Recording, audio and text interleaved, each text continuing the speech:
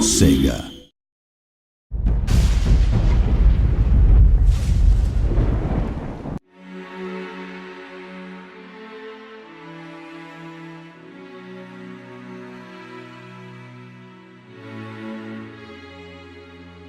In Conduit 2, we really put a lot of work into our online multiplayer mode so that people can play competitively online. There's 14 different modes that are available. Loads of different levels are available. We created a bunch of new maps. We started developing our maps right from the very start. So we've got really good maps that play very well. And then in addition to that, we actually had fans vote on their favorite maps from Conduit 1. And then we pulled those favorite maps over into Conduit 2, polished them up, set them up so they work better with the new technology. So there's a lot of different maps that are available for you to play with online. You can use different weapon loadouts so that you can choose different upgrades for your suit, different weapons that you can take with you into the multiplayer game. And you could face off against each other using the headbanger headset to talk to one another and just have a great time blasting the heck out of each other.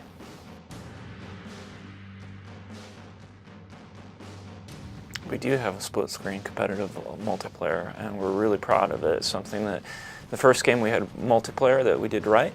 We also wanted to have that experience on a single system. We've got a great campaign mode. We wanted a great split-screen mode as well.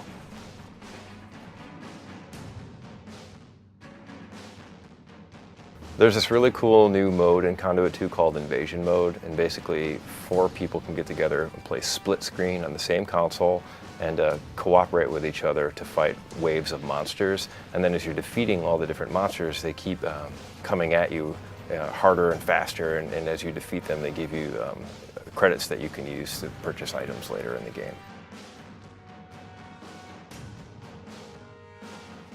There are over 20 different weapons in Conduit 2, each of them with their own unique firing abilities. They all have a primary and secondary fire mode. Some might have a charge mode, some might have a secondary like a scope, and then each of the weapons is tailored so that it works really well for the Nintendo Wii.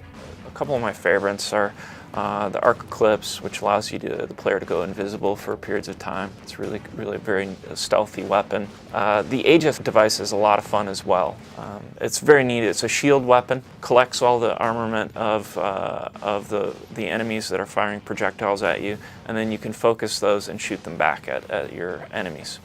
And I would have to say that my 2 favorite weapons in Conduit right now are probably the Hive Cannon. Hive Cannon is cool because it's actually a living insect that Mr. Ford pops onto his arm, and you feed it an egg, and then basically the egg hatches inside the weapon. And the great thing about this gun is that your enemies are really pretty helpless against you because you're just spattering them all over and totally juggling them in front of you. And then another weapon that I really like in Conduit 2 is the phase rifle.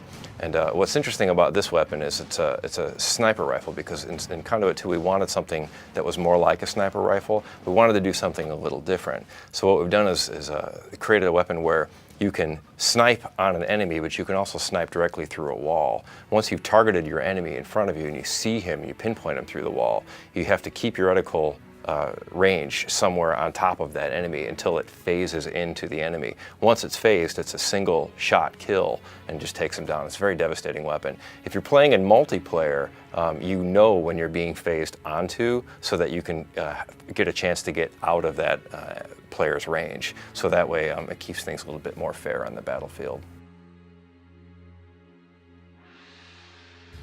It was really important for us this time to have genuine, legitimate bosses. In the first game we had larger enemies, more hit points, but they weren't really multi-stage bosses. We really wanted that variety. We wanted to break things up, and I think we did a good job of it this time out. There are a number of really great bosses. The Leviathan is definitely one that's tremendously cool. He's this big biomechanical snake that the player has to whittle away at. He's got these orange bits that flange out on him, and you have to pick away at him. Then he's got like another stage where you have to, where parts of him become vulnerable, and you need to smack away at those.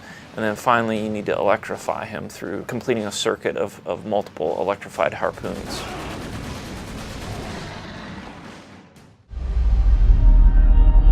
Best of luck to you and your